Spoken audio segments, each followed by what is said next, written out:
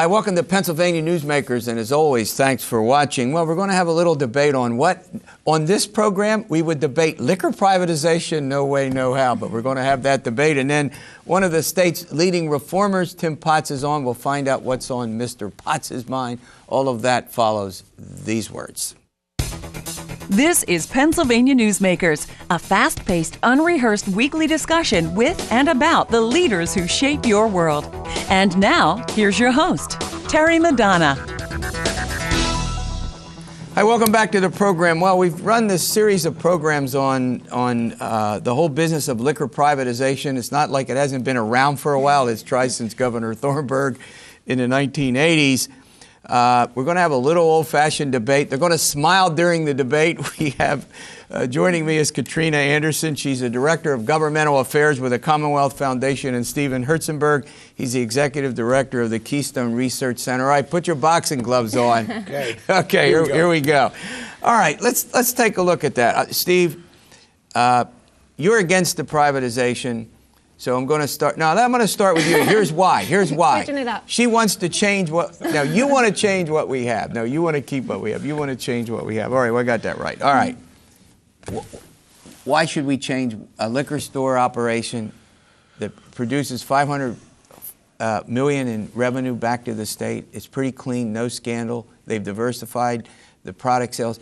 Give us two reasons. I want two reasons why we should privatize it. I can give you many more than two, but for two, I mean, when we look at what consumers want, they want to be able to buy their beer, bread, and Bordeaux in one stop, and that convenience matters. So when I was having a conversation with one of my friends recently, they said, my 1-year-old only allows me 30 minutes in a grocery store. Okay, I got that. Before I can, when they're traveling with a child, they can't go to a beer distributor, go to the wine store, and then go to the grocery store. That one-stop convenience that we don't have in Pennsylvania matters, and they're looking for that. Beyond that, the government right now, it has a conflict of interest, being both the safety moderator and then advocating the sell and advertising and pushing, and it's not doing a good job. So we can actually bring in more revenue, provide the convenience, the price and selection that consumers want through a privatized system. All right, now you get to defend the status quo. Now you're going to say it, you're not defending the status quo. Tell me why. Give me two reasons. Give me the two reasons, and then we'll get. The first thing I want to say is why are we debating this issue? Yeah. Because it's not the priority of Pennsylvanians. They want to talk about jobs. They want to talk about education. So, and actually the longer the push for privatization goes on, the weaker support seems to get in the general public. Mm-hmm. I think when you asked the first question, hit on an important point. Why are we trying to fix what's not broken? Right? This is a solution in search of a problem. The reality is that on the revenue side, the current system is very successful for the Commonwealth. We just got numbers on the most successful financial year for the Pennsylvania Liquor Control Board ever, $650 million transferred to the general fund or paying for state programs or transferred to the Treasury. When you look across the country, there's new rigorous research that shows that states that do what Pennsylvania does now have much more revenue from this industry than states that privatize, 2.5 times as much. And then when you look at the social side of privatization, the public health community nationally has a consensus that retail privatization drives up consumption and abusive consumption of alcohol. That has a whole array of social problems, from traffic from traffic fatalities. That's okay. That's okay. So anyway, that's okay. So yeah. I'm going to give you. So again, our opposition to this is not because we're against change. We'd be okay with some modernization, but it's because on pragmatic grounds. We need revenue, and we don't need social problems. You get a rebuttal. Go ahead. Thanks, Terry. I mean, the system absolutely is broken. First, when you talk about revenue, the LCB recently was bragging about making a profit. Well, I would argue it's not that surprising that a monopoly would make a profit when it doesn't have competition in the state. But when you look at when it's competing with other states, you find out that residents are actually leaving Pennsylvania to buy their liquor and bring it back in because they don't like what we have here. So when the LCB did their own study, they found that in the Philadelphia area, nearly 45% of the respondents said they go across the border to buy their liquor. So that's showing that there is something broken. They're not getting what they want. The reality is that under a privatized system, you're going to get the same amount, if not more, revenue than you currently get now. Okay, now look. Because I'm a kind of a middle-of-the-road guy, why not a hybrid, Stephen? Why not a hybrid? Why not say, we'll take the wholesale part of it. You know, Virginia does this. We'll keep the state in control of the wholesale part, but we'll privatize more of the retail aspects. Is that a workable solution? I mean, again, we've had modernization over the last 20 years. There's a debate now about more modernization, which is sort of a move in the direction of a hybrid. The reason you don't want the hybrid you just talked about, I mean, that might be reasonable on the revenue side, because it's the wholesale monopoly that's critical to the state revenue. But when you look at the social impacts, those negative impacts result from retail privatization. I mean, that's what the National Public Health Task Force concluded a couple of years ago. So one thing I want to say here is the claim about revenue here is based on nothing. I mean, the Commonwealth Foundation, since the Warm-Up Act for this proposal in 2010, has been claiming it's a revenue winner to privatize. It's based on nothing. And now the evidence that they're wrong is stronger than ever. We're going to run to a break. Katrina's going to stay in her chair. She's come out of her seat to respond. We're having a great discussion here. We'll be back in a moment. This broadcast of Pennsylvania Newsmakers is presented by the Pennsylvania Chamber of Business and Industry, the statewide voice of business, and by the Pennsylvania Business Council Education Foundation, educating citizens and business leaders about important public policy issues and civic affairs.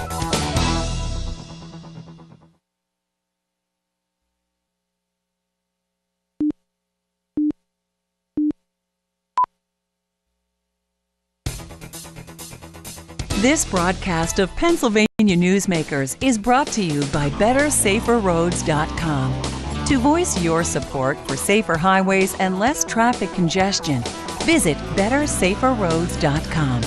And by the Pennsylvania Manufacturers Association. Business in Pennsylvania is our business. Hi, welcome back to the program with Katrina Anderson and Stephen Herzenberg. We're having a little debate here about privatizing alcohol. Pennsylvania completely owns state store operation, wholesale and retail. This is the fourth time governors have tried to change it since Governor Thornburg attempted it in the 1980s. All right, now you're still in your seat, Katrina. Good. Respond to what Stephen said earlier. First, I want to get back to the safety issue, because government control does not make us more safe or more sober. So right now, Pennsylvania is one of only 2 states in the nation where we have a full government monopoly on wholesale and retail. But when you look at data from the Center for Disease Control, you find out that Pennsylvania ranks middle of the pack or higher on traffic fatalities related to alcohol accidents. When you look at the U.S. Department of Health and Human Services, we're again higher than the national average on binge drinking, underage binge drinking. And this is consistent even through other studies that we find. And one of the reasons is because the government should be involved in the safety side, but not peddling the alcohol like we have now. And to go to your other question about why not modernization, well, we've seen that continually when the LCB tries to modernize, it doesn't work. So I point to the wine kiosk program, where you had to use a breathalyzer and put your ID card and wine kiosks, and it would spit out. Just continually, I don't buy wine, so I don't. But continually it fails. Like, consumers know, they've been to other states of what convenience they want. Yeah. And finally, I'll point to Washington State, where people have often been watching to see what's going to happen. And now that it's been over a year, sales have increased. The state has seen an increase in revenue. There's been an increase in jobs, and they've actually seen a decrease in accidents related to DUIs. And so while it's just the beginning, you see that privatization is not the evil that some people Let me go claim. to this other question. I mean, I'm back to this theme that, expand the sale of beer, expand the sale of wine, but keep the liquor operation in place now. Maybe they regulate it. I'm back to my argument about a hybrid. I'm using a little different set of arguments. To get back. Yeah, I'm using a different set of arguments on the two of you. But, you know, the liquor operation could remain. The LCB would grant these licenses and would regulate it, so you'd still have the state control. You tax it. Beer distributors, you know, change the mix of the way in which we sell beer that we've talked about endlessly on this program. Is that acceptable, do you think, to folks who oppose the privatization? You know, again, I'm a policy wonk, so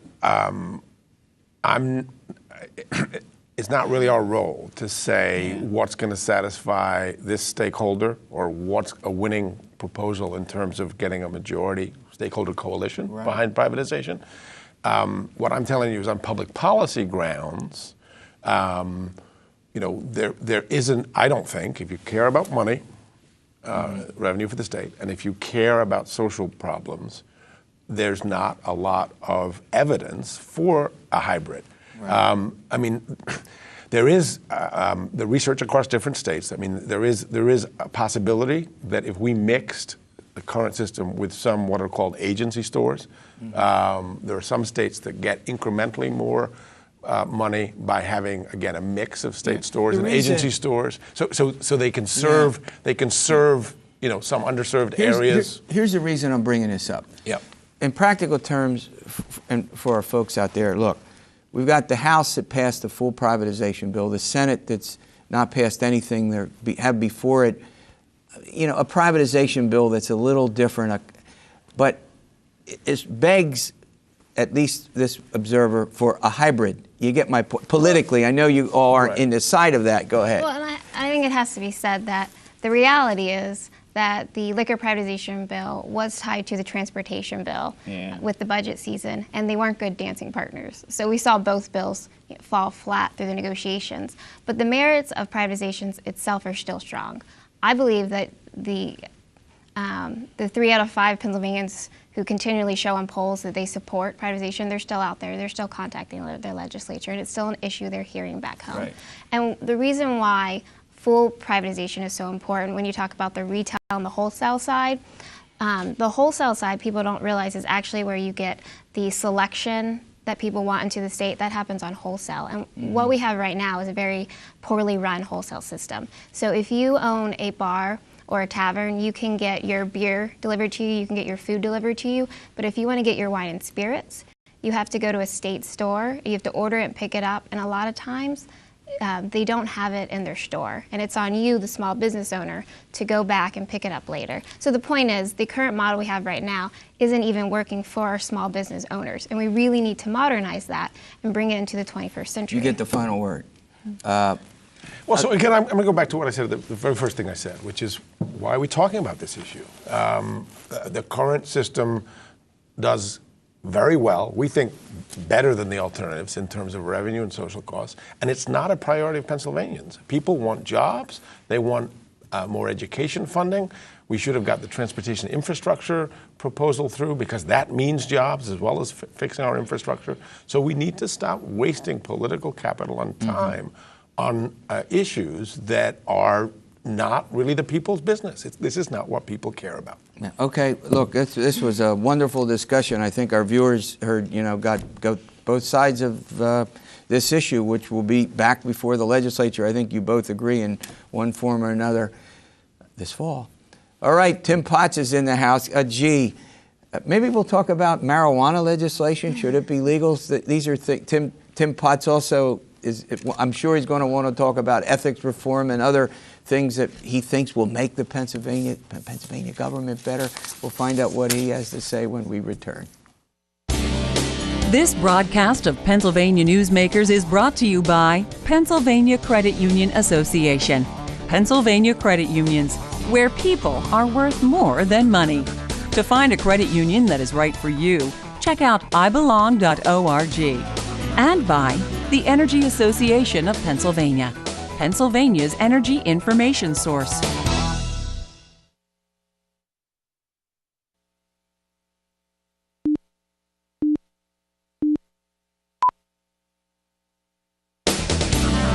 This broadcast of Pennsylvania Newsmakers is presented by the Hospital and Health System Association of Pennsylvania, working towards a healthy Pennsylvania.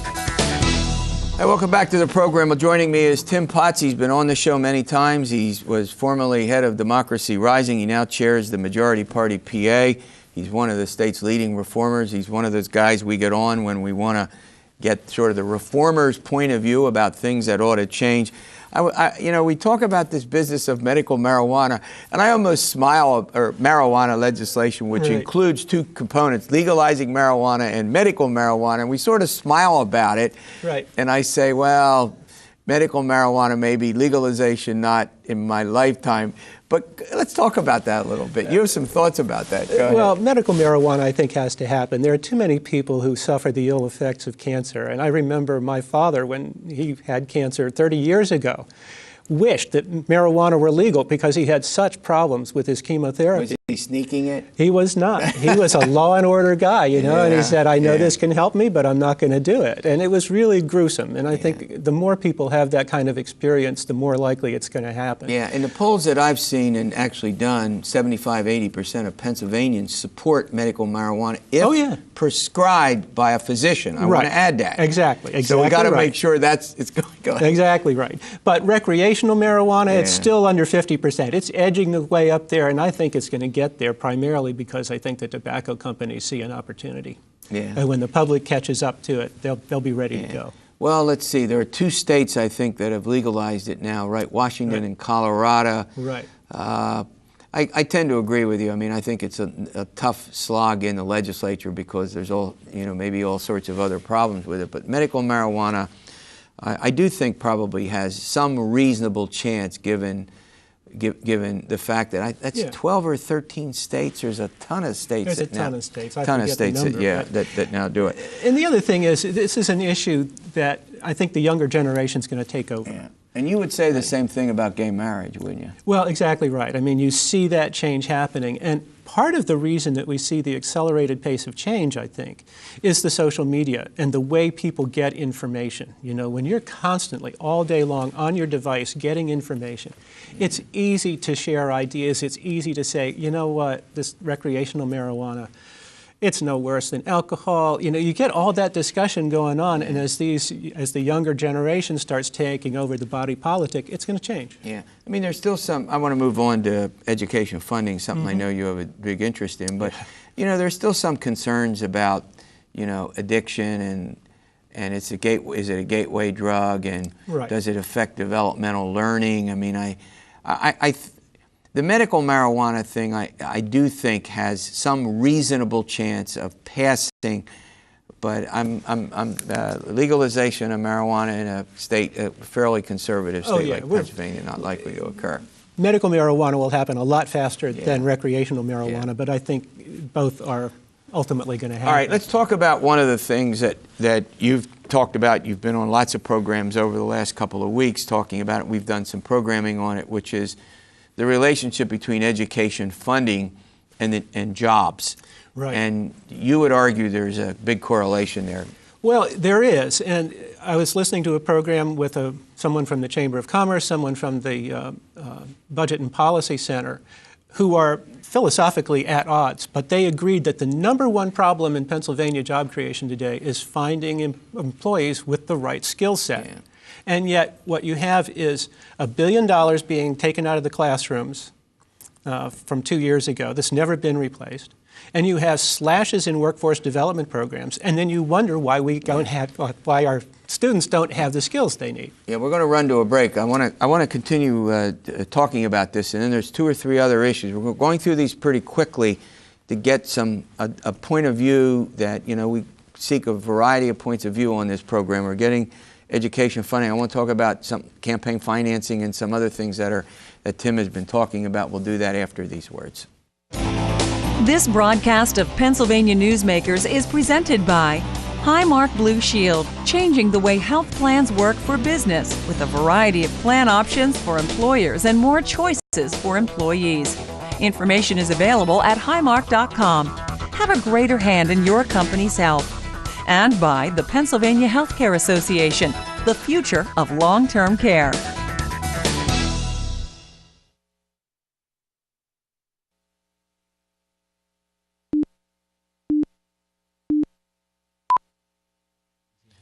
Hi, welcome back. I'm talking with Tim Potts. He's one of the state's leading reformers. You've been called a gadfly too, haven't you? Yeah, I have. You get called a lot of different things. All right. Some of which are repeatable. Some of which are repeatable, right. I want to talk about campaign finance laws. Yeah. I mean, we have not arguably some of the weakest campaign finance laws. Summarize what exists now and what you think is reasonable. What exists now is something like the Old West, where candidates can take any amount of money for any purpose as long as they disclose it, and they can spend it on anything they want, whether it's related to a campaign or not. It is just absolute anarchy and chaos. No other state is as bad as we are across the board. And you throw into that that our public officials can take gifts of unlimited amounts from lobbyists, which is something that 84% of Pennsylvania voters oppose. They want a gift ban. And now we have to report them, right? Yeah, you have to report them, but so what? And you have this, Chief Justice Castile also has this problem because he takes gifts all the time. The American Bar Association says judges should not be taking gifts from anybody. And so you have all of these forces outside of Pennsylvania that say, these are bad ideas. Campaign finance, you need to have strict limits. You need to have better reporting so that citizens can track who's trying to influence their legislators. You have to have a gift ban, all these things. And you don't see that happening. And it's one of the problems. The point that I made, and I tend to keep my comments, to a minimum on the program, but I agree. I think we need to, both of those areas need a lot of work. I think hopefully, and I think most voters would agree in the polls that the support for that is overwhelming. My point about it is, I don't think it would affect the re-elections. I mean, you would still have, except for these moments after the pay hike and infamous legislative pay hike and some other events, we've got 95, 98% re-election rates historically, right? Right. Would this affect the re-elections? Oh, I don't think so at all.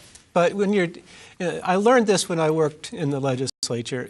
When you're talking about legislators, too much is never enough.